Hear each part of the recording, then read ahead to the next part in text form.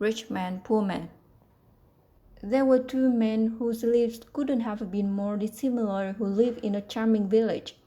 One of them was a rich businessman named Edwin, who was well known in the hamlet for leading a lavish lifestyle.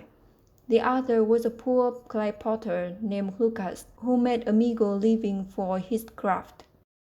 Edwin had a large home at the top of the hill, complete with large gardens and butlers who catered to his every need. He showed off his wealth by dressing in the finest attire and throwing lavish dinner parties for his equally wealthy pals. But he was really a lonely man.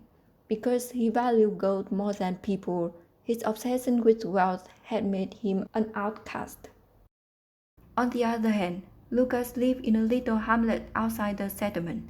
His hands were worn from modeling clay into beautiful, useful pottery as he toiled assiduously. Lucas was adored by many people, despite his meager circumstances. His kind heart made him friends with innumerable people, and he was generous with his creations, giving them as gifts to those in need. Disaster struck the town on that fateful day as a violent storm destroyed their dwellings. Both Edwin's wealth and his opulent residence were left in ruins. Desperate, he turned to his friends for support, but they all rejected him because they were only concerned with his fortune. Despite having little money to spare, Lucas welcomed Edwin into his home and provided him with food and shelter.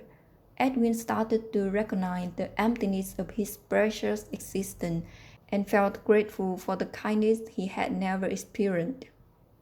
Edwin and Lucas eventually developed a strange bond.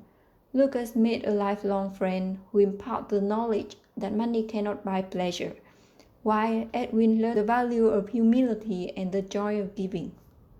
In the end, the one rich man's life was improved by the poor man's charity.